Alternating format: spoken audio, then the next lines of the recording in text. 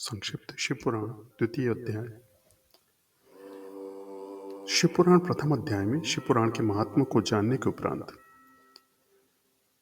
कथा के माध्यम से शिवपुराण के श्रवण से देवराज को किस प्रकार शिवलोक की प्राप्ति हुई तथा चंचुला का पाप से भय एवं संसार से वैराग्य। श्री शौनक जी ने कहा, महाभाग सूत जी, आप धन्य हैं, परमार्थ तत्व के ज्ञाता हैं। आपकी कृपा से हम लोगों को ये बड़ी अद्भुत एवं दिव्य कथा सुनाई है। भूतल पर इस कथा के समान कल्याण का सर्वश्रेष्ठ साधन दूसरा कोई नहीं है। यह बात हमने आज आपकी कृपा से निश्चय पूर्वक समझ ली है। सूत जी, कलयुग में इस कथा के द्वारा कौन कौन से पाप की शुद्धि होती है, इसे कृपा पूर्वक बताएं और इस जगत को कृतार्थ कीजिए। सूत जी बोले, मुने, जो मनुष्य पापी, दुराचारी, खल तथा काम, क्रोध आदि में निरंतर डूबे रहने वाले हैं, वे भी इस पुराण के श्रवण पठन से अवश्य शुद्ध हो जाते हैं। इसी विषय में जानकर मुनि इस प्राचीन इतिहास का उदाहरण दिया करते हैं, जिसके श्रवण मात्र से पापों का पूर्णतया नाश हो जाता है। पहले की बात है, कहीं किरात नगर में एक ब्राह्मण रहता था, जो ज्ञान में अत्यंत दुर्बल, दरिद्र, रस बेचने वाला तथा वैदिक धर्म से विमुख था। वह स्थान संध्या आदि कर्म से भ्रष्ट हो गया था और वैश्यावृत्ति में तत्पर रहता था। उसका नाम था देवराज। वह अपने ऊपर विश्वास करने वाले लोगों को ठगा करता था। उसने ब्राह्मणों, क्षत्रियों, वैश्यों, शूद्रों तथा दूसरों को भी अनेक बहानों से मारकर उनका धन हड़प लिया था। परंतु उस पापी का थोड़ा सा भी धन कभी धर्म के काम में नहीं लगा।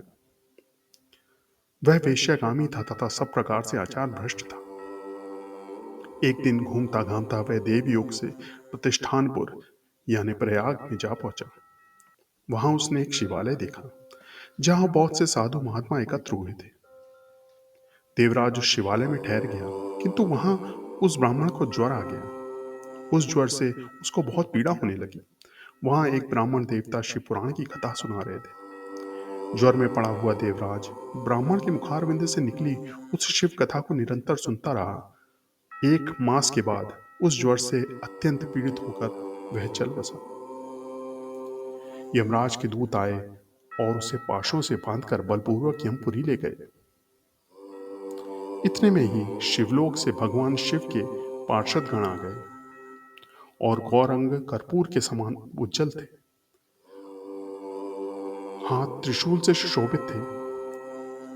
उनके संपूर्ण अंग भस्म से उद्भासित थे और रुद्राक्ष की मालाएं उनके शरीर की शोभा बढ़ा रही थी। वे सबके सब क्रोधपूर्वक यमपुरी में गए और यमराज के दूतों को मारपीट कर बारंबार धमकाकर उन्होंने देवराज को उनके चंगुल से छुड़ा लिया और अत्यंत अद्भुत विमान पर बिठाकर जब वे शिवदूत कैलाश जाने को उद्यत हुए, उस समय यमपुरी में बड़ा कोलाहल मच गया और कोलाहल को सुनकर धर्मराज अपने भवन से बाहर आए। साक्षात दूसरे रुद्रों को के समान प्रतीत होने वाले उन चारों दूतों को देखकर धर्मज्ञ धर्मराज ने उनका विधि पूर्वक पूजन किया और ज्ञान दृष्टि से देखकर सारा वृत्तांत जान लिया। उन्होंने भय के कारण भगवान शिव के उन महात्मा दूतों से कोई बात नहीं पूछी, उल्टे उन सब की पूजा कर एवं प्रार्थना की। तत्पश्चात वे शिवदूत कैलाश चले गए और वहां पहुंचकर उन्होंने ब्राह्मण को दया सागर शांब शिव के हाथों में दे दिया। शौनक जी ने कहा, महाभाग सूत जी, आप सर्वज्ञ हैं, महामते। आपके कृपा प्रसाद से मैं बारंबार कृतार्थ हुआ। इस इतिहास को सुनकर मेरा मन अत्यंत आनंद से निमग्न हो रहा है। अतः अब भगवान शिव में प्रेम बढ़ाने वाली शिव संबंधी दूसरी कथा को भी कहिए। श्री सूत जी बोले, शौनक सुनो, मैं तुम्हें गोपनीय कथा वस्तु का भी वर्णन करूंगा, क्योंकि तुम शिव भक्तों में अग्रगण्य तथा वेद वेदताओं में श्रेष्ठ हो। समुद्र के निकटवर्ती प्रदेश में एक वाशकल नामक ग्राम है, जहाँ वैदिक धर्म से विमुख महापापी द्विज निवास करते हैं। वे सब के सब बड़े तुष्ट हैं। उनका मन दूषित विषय भोगों में ही लगा रहता है। वे ना देवताओं पर विश्वास करते हैं, ना भाग्य पर। वे सभी कुटिल वृत्ति वाले हैं, किसानी करते हैं और भांति भांति के अस्त्र शस्त्र रखते हैं। वे व्यभिचारी और खल हैं। ज्ञान, वैराग्य, सत्कर्म का सेवन ही मनुष्य के लिए परम पुरुषार्थ है। इन बातों को वे बिल्कुल नहीं जानते। वे सभी पशु बुद्धि वाले हैं। जहाँ के द्विज ऐसे हैं, वहाँ के अन्य वर्णों के विषय में क्या कहा जाए। अन्य वर्णों के लोग भी उन्हीं की भांति कुत्सित विचार वाले, स्वधर्म विमुख एवं खल हैं। वे सदा कुकर्म में लगे रहते हैं और विषय भोगों में ही डूबे रहते हैं। वहाँ की सब स्त्रियां भी कुटिल स्वभाव की, स्वेच्छाचारिणी, पापासक, कुत्सित विचार वाली और व्याभिचारिणी हैं। वे सद्व्यवहार और सदाचार से सर्वथा शून्य हैं। इस प्रकार वहाँ दुष्टों का ही निवास है। उस वाशकल नामक ग्राम में किसी समय एक बिंदुक नामधारी ब्राह्मण रहता था। वह बड़ा अधम था, दुरात्मा और महापापी था। यद्यपि उसकी स्त्री बड़ी सुंदर थी, तो भी वह कुमार्ग पर चलता और उसकी पत्नी का नाम चंचुला था। वह सदा उत्तम धर्म के पालन में लगी रहती, तो भी उसे छोड़कर वह दुष्ट ब्राह्मण वैश्यागामी हो गया था। इस तरह कुकर्म में लगे हुए उस बिंदु के बहुत वर्ष व्यतीत हो गए। उसकी स्त्री चंचुला काम से पीड़ित होने पर भी स्वधर्म का नाश के भय से क्लेश सहकर भी दीर्घ काल तक धर्म से भ्रष्ट नहीं हुई, परंतु दुराचारी पति के आचरण से प्रभावित होकर आगे चलकर वह स्त्री भी दुराचारणी हो गई। इस तरह दुराचार में डूबे हुए उन मूढ़ चित्त वाले पति पत्नी का बहुत सा समर्थ व्यर्थ बीत गया। तदंतर शूद्र जातीय वेश्या का पति बना हुआ वह दूषित बुद्धि वाला दुष्ट ब्राह्मण बिंदु समय अनुसार मृत्यु को प्राप्त हो नरक में जा पड़ा। बहुत दिनों तक नरक में दुख भोग कर वह मूढ़ बुद्धि पापी विंध्या पर्वत पर भयंकर पिशाच हुआ। उधर उस दुराचारी पति बिंदुक के मर जाने पर वह मूढ़ हृदया चंचुला बहुत समय तक पुत्रों के साथ अपने घर में ही रही। एक दिन दैवयोग से किसी पुण्य पर्व के आने पर वह स्त्री भाई बंधुओं के साथ गोकर्ण क्षेत्र में गई। तीर्थ यात्रियों के संगम से उसे भी उस समय जाकर किसी तीर्थ के जल में स्नान किया। फिर वह साधारणतः बंधुजनों के साथ यत्र तत्र घूमने लगी। घूमते घामते किसी देव मंदिर में गई। वहां उसने देवाज्ञ ब्राह्मण के मुख से भगवान शिव का परम पवित्र एवं मंगल कारणी उत्तम पौराणिक कथा सुनी। कथावाचक ब्राह्मण कह रहे थे, जो स्त्रियां पुरुषों के साथ व्यभिचार करती हैं, यमराज के दूत उन्हें कई प्रकार की यातनाएं प्रदान करते हैं। पौराणिक ब्राह्मण के मुख से वह वैराग्य बढ़ाने वाली कथा सुनकर चंचुला भय से व्याकुल हो गई और कांपने लगी। जब कथा समाप्त हुई और सुनने वाले सब लोग वहां से चले गए, तब वह भयभीत नारी एकांत में शिव पुराण की कथा वाचने वाले उस ब्राह्मण देवता से बोली। चंचुला ने कहा, ब्राह्मण, मैं अपने धर्म को नहीं जानती थी, इसलिए मेरे द्वारा बड़ा दुराचार हुआ है। स्वामिन, मेरे ऊपर अनुपम कृपा कीजिए, आप मेरे उद्धार कीजिए। आप वैराग्य रस से ओतप्रोत इस प्रवचन को सुनकर आपके वैराग्य से ओतप्रोत इस प्रवचन को सुनकर मुझे बड़ा भय लग रहा है। मैं कांप रही हूँ। मुझे संसार से वैराग्य हो गया है। मुझ मूढ़ चित्त वाली पापिनी को धिक्कार है। मैं सर्वथा निंदा के योग्य हूँ। कुत्सित विषयों में फंसी हुई और अपने धर्म से विमुख हो गई। हाय, न जाने किस किस घोर कष्टदायक दुर्गति में मुझे पड़ना पड़ेगा। वहां कौन बुद्धिमान पुरुष कुमार्ग में मन लगाने वाली मुझ पापिनी का साथ देगा। मृत्यु काल में उन भयंकर यमदूतों को मैं कैसे देखूंगी।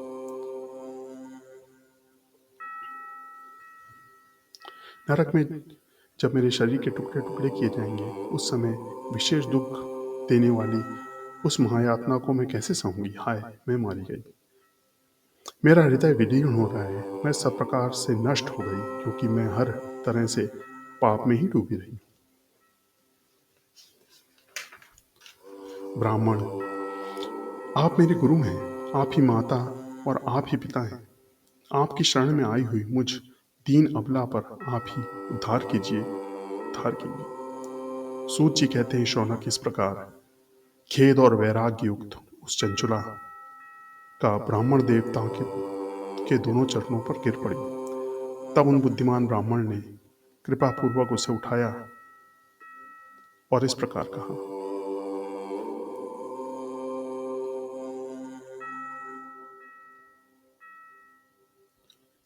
ब्राह्मण बोले, नारी, सौभाग्य की बात है कि भगवान शंकर की कृपा से शिव पुराण की इस वैराग्य युक्त कथा को सुनकर तुम्हें समय पर चेत हो गया।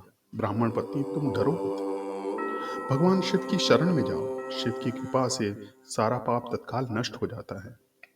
मैं तुमसे भगवान शिव की कीर्ति कथा से युक्त उस परम वस्तु का वर्णन करूंगा जिससे तुम्हें सदा सुख देने वाली उत्तम गति प्राप्त होगी।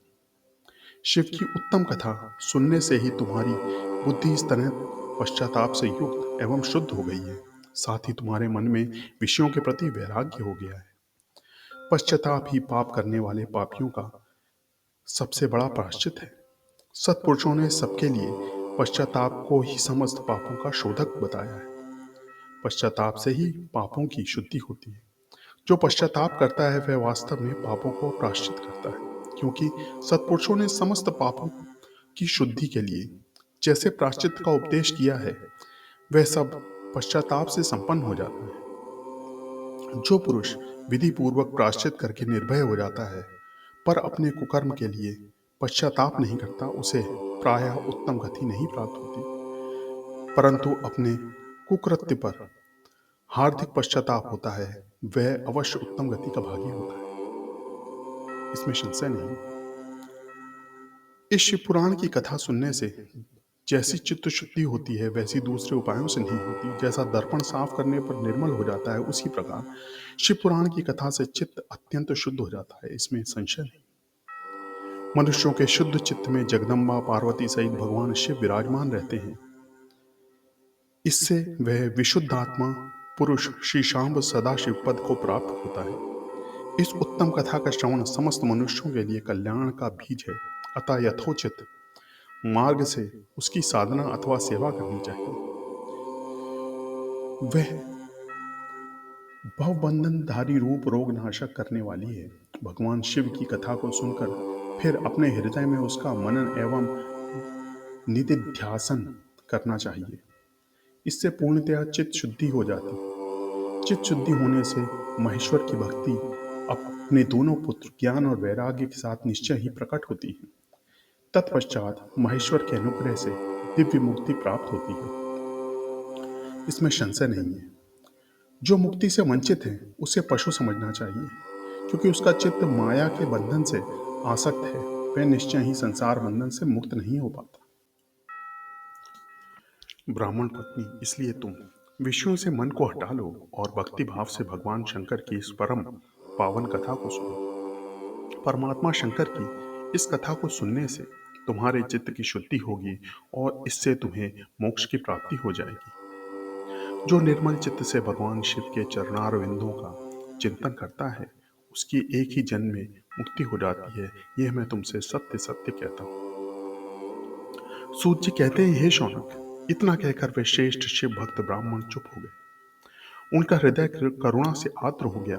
वे शुद्ध चित्त महात्मा भगवान शिव के ध्यान में निमग्न हो गए। तदंतर बिंदु की पत्नी चंचला मन ही मन प्रसन्न हो उठी। ब्राह्मण का उक्त उपदेश सुनकर उसके नेत्रों में आनंद के आंसू छलक आए थे। वह ब्राह्मण पत्नी चंचला हर्ष भरे हृदय से उन श्रेष्ठ ब्राह्मणों के दोनों चरणों में गिर पड़ी और हाथ जोड़कर बोली, मैं कृतार्थ हो गई। तत्पश्चात उठकर वैराग्य युक्त उत्तम बुद्धि वाली वह स्त्री जो अपने पापों के कारण आतंकित थी, उस महान शिव भक्त ब्राह्मण से हाथ जोड़कर गदगद वाणी में बोली।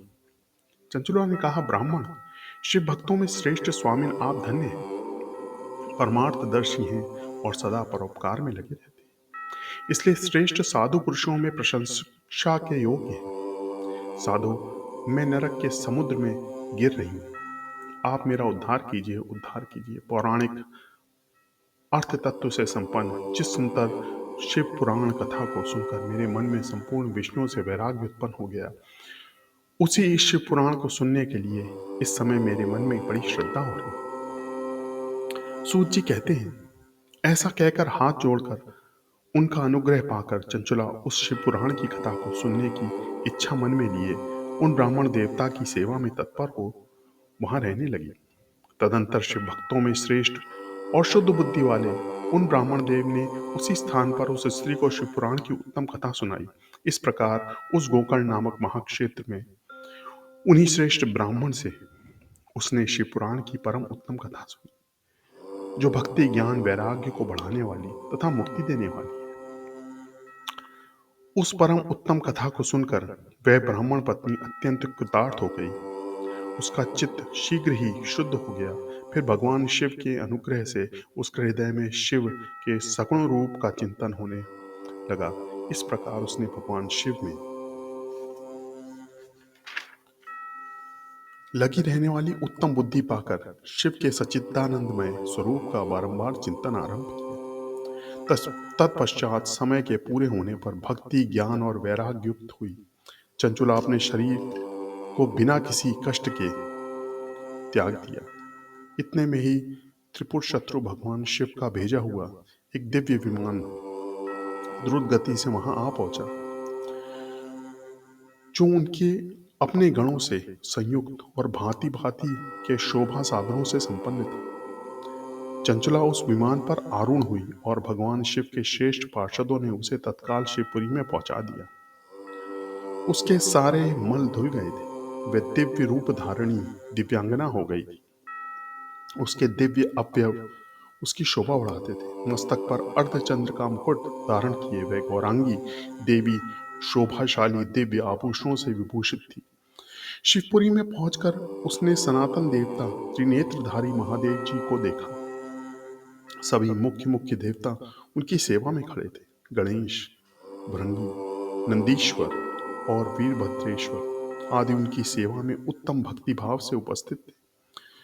उनकी अंग कांति करोड़ों सूर्यों के समान प्रकाशित हो रही थी। कंठ में नील चिन्ह शोभा पाता था।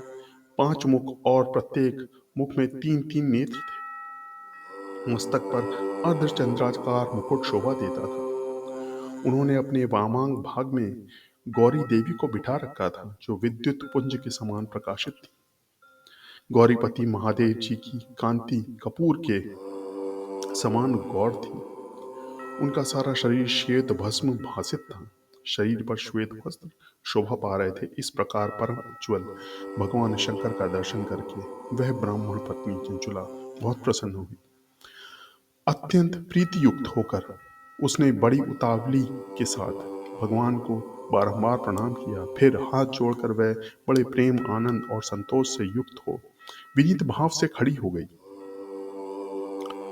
इसके नेत्र से आनंद अश्रुओं की अविरल धारा बहने लगी तथा संपूर्ण शरीर में रोमांच हो गया। उस समय भगवती पार्वती और भगवान शंकर ने उसे बड़ी करुणा के साथ अपने पास बुलाया और सौम्य दृष्टि से उसकी ओर देखा। पार्वती जी ने तो दिव्य रूप धारणी बिंदुक प्रिया चंचुला को प्रेम पूर्वक अपनी सखी बना ली। वे उस परमानंद घन ज्योति स्वरूप सनातन धाम में अविरल निवास करने पाकर दिव्य सौख्य से संपन्न हो अक्षय सुख का अनुभव करने लगी।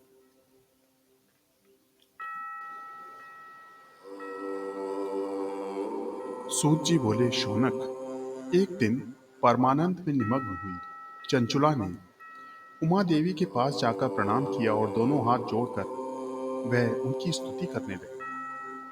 चंचुला बोली, गिरिराज नंदिनी स्कंद माता उमे, मनुष्यों ने सदा आपका सेवन किया है। समस्त सुखों को देने वाली शंभु प्रिय आप ब्रह्म रूपिणी हैं। विष्णु और ब्रह्मा आदि देवताओं द्वारा सेव्य हैं। आप ही सगुणा और निर्गुणा हैं तथा आप ही सूक्ष्म सच्चिदानंद स्वरूपिणी आद्या प्रकृति हैं।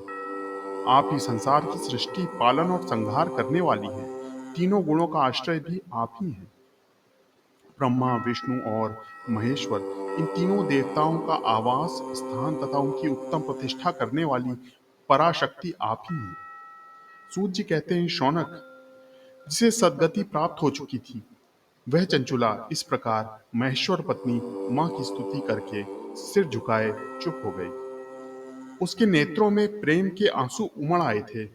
अब करुणा से भरी हुई शंकर प्रिया भक्त वत्सला पार्वती देवी ने चंचुला को संबोधित करके बड़े प्रेम से इस प्रकार कहा। पार्वती बोली, सखी चंचुले, सुंदरी, मैं तुम्हारी की हुई इस स्तुति से बहुत प्रसन्न हूँ।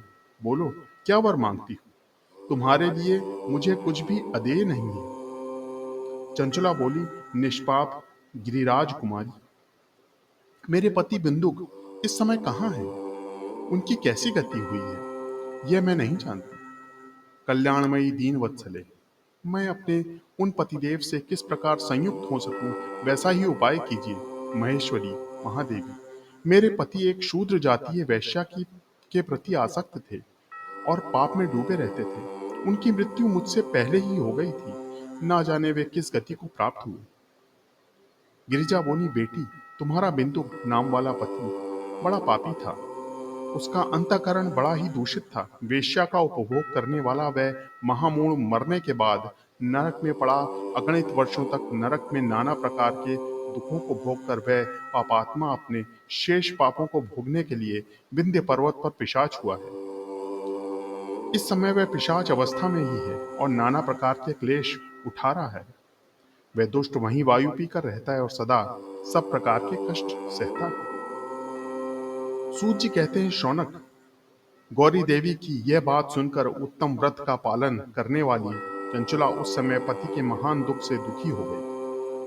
फिर मन को स्थिर करके वह ब्राह्मण पत्नी व्यथित हृदय से महेश्वरी को प्रणाम करके पुनः पूछा। चंचला बोली, महेश्वरी, महादेवी, मुझ पर कृपा कीजिए और दूषित कर्म करने वाले मेरे उस दुष्ट पति का अब उद्धार कर दीजिए। देवी, कुत्सित बुद्धि वाले मेरे पति को उपाय से उत्तम गति प्राप्त हो सके, यह शीघ्र बताइए। आपका नमस्कार है। तुम्हारा पति यदि शिव पुराण की पुण्यमयी कथा सुने तो सारी दुर्गति पार करके वह उत्तम गति का भागी हो सकता है। अमृत के समान मधुर अक्षरों से युक्त गौरी देवी का यह वचन आदर पूर्वक सुनकर चंचुला ने हाथ जोड़ मस्तक झुकाकर उन्हें बारंबार प्रणाम किया और अपने पति के समस्त पापों की शुद्धि तथा उत्तम गति की प्राप्ति के लिए पार्वती देवी से यह प्रार्थना की कि मेरे पति को शिव पुराण सुनने की व्यवस्था होनी चाहिए। उस ब्राह्मण पत्नी ने के बारंबार प्रार्थना करने पर शिव प्रिया गौरी देवी को बड़ी दया आई। उन भक्त वत्सल महेश्वरी गिरिराज कुमारी ने भगवान शिव की उत्तम कीर्ति का गान करने वाले गंधर्वराज तंबुरु को बुलाकर उनसे प्रसन्नता पूर्वक इस प्रकार कहा, तंबुरो, तुम्हारी भगवान शिव में प्रीति है। तुम मेरे मन की बातों को जानकर मेरे अभिष्ट कार्यों को सिद्ध करने वाले हो, इसलिए मैं तुमसे एक बात कहती हूँ, तुम्हारा कल्याण हो। तुम मेरी इस सखी के साथ शीघ्र ही विंध्य पर्वत पर जाओ। वहां एक महाघोर और भयंकर पिशाच रहता है। उसका वृत्तांत तुम आरंभ से ही सुनो। मैं तुमसे प्रसन्नता पूर्वक सब कुछ बताती हूँ। पूर्व जन्म में वह पिशाच बिंदु नामक ब्राह्मण था। मेरी इस सखी चंचुला का पति था, परंतु वह दुष्ट वैश्यागामी हो गया। स्नान, संध्या आदि नित्य कर्म छोड़कर अपवित्र रहने लगा। क्रोध के कारण उसकी बुद्धि पर मूढ़ता छा गई। वह कर्तव्य का विवेक नहीं कर पाता।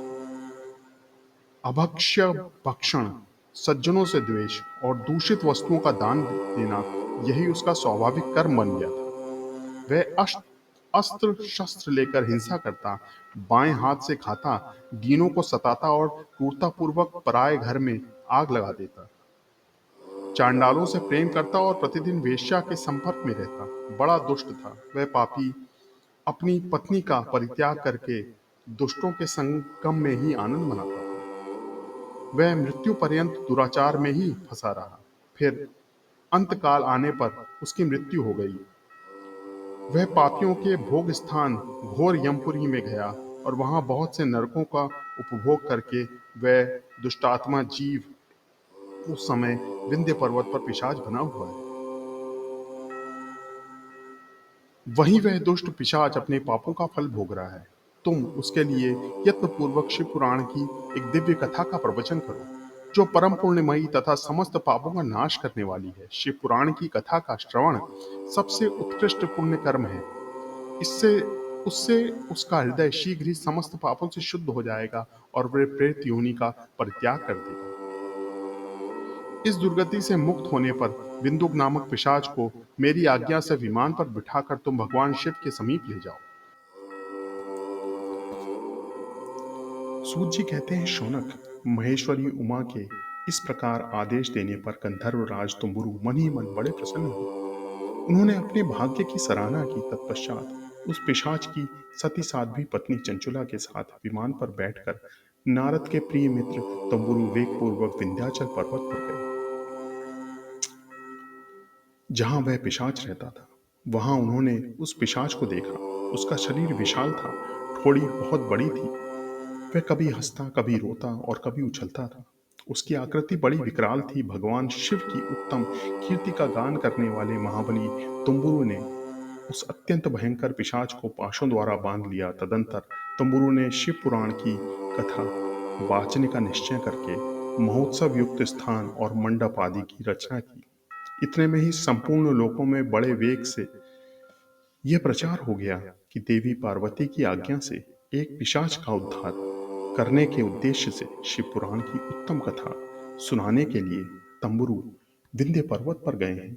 फिर तो उस कथा को सुनने के लिए बहुत से देवर्षि भी शीघ्र ही वहां जा पहुंचे। आदरपूर्वक शिव पुराण सुनने के लिए आए हुए लोगों पर का पर्वत पर एक अद्भुत कल्याणकारी समाज जुट गया। फिर तंबुरु ने उस पिशाच को पांशों से बांधकर आसन पर बिठाया और हाथ में वीणा लेकर गौरी पति की कथा गाना आरंभ की। पहली अर्थात विंध्येश्वर संहिता से लेकर सातवीं वायु संहिता तक महात्म्य सहित शिव पुराण की कथा का उन्होंने स्पष्ट वर्णन किया। सातों संहिताओं सहित शिव पुराण का आदर पूर्वक श्रवण करके वे सभी श्रोता पूर्णता कृतार्थ हो गए। उस परम पुण्य शिव पुराण को सुनकर उस पिशाच ने अपने सारे पापों को धोकर उस पैशाचिक शरीर का त्याग किया।